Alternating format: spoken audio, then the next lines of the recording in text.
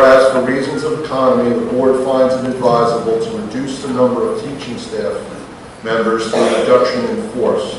Therefore, be it resolved that by the Bayonne Board of Education as follows: that the following positions are hereby eliminated as a result of reduction in force: 261 teaching positions.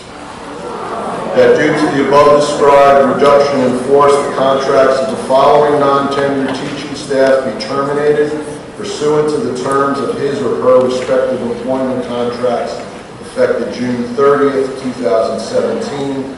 I find it troubling that central office has congratulated themselves for years for being able to do so much with so little, and now it's very clear that they had champagne taste on a beer budget, and now many innocent people are suffering.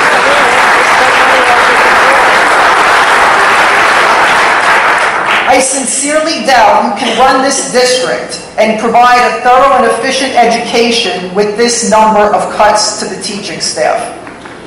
You run the risk of having highly qualified people that have been trained in the Bayonne School District with 3 and 4 years of teaching experience, going off to other school districts and getting hired. And what are you going to be left with? We have all been lied to. And tonight we're going to put the lives of potentially hundreds of people, good people, that haven't lied. They haven't lied to taxpayers, they haven't lied to trustees. But they are going to lose their jobs tonight. And it just breaks my heart. Along with that, we started summer school, no charge.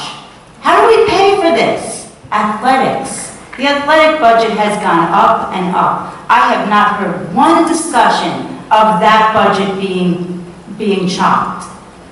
Somehow I believe people whose jobs are on the line tonight would be happier to see a small side job being cut as opposed to their livelihood. Is any of this even being considered? I think we can all agree that everything that's being discussed tonight is an adult problem. It's an adult issue created by adults, and it should be dealt with by adults.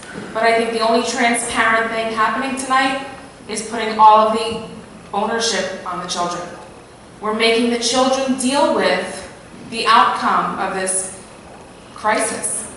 Whether you want to believe it or not, whether you want to give state and federal mandates as the answer to every question that's being answered, it's ludicrous.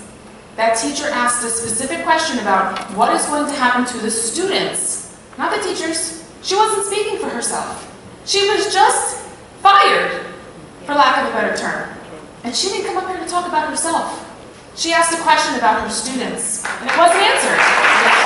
Resolution 51, can we do that motion? In a second? We didn't have it? Okay. So on that motion in second, Trustee Cruden? Yes. Trustee Desmond? Abstain. Trustee Finnerty? Yes. Trustee Cheryl? Absolutely no.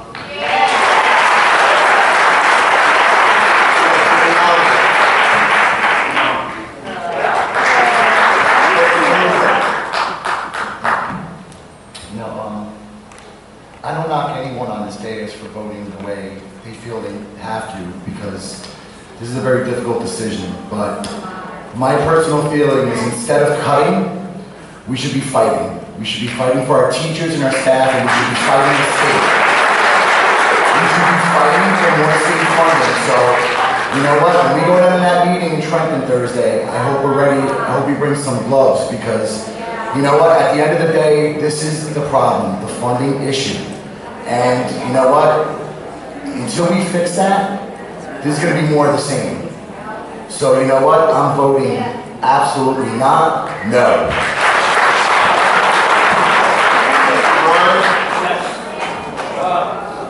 Vice President Wilbeck? Yes. President Brown? Yes.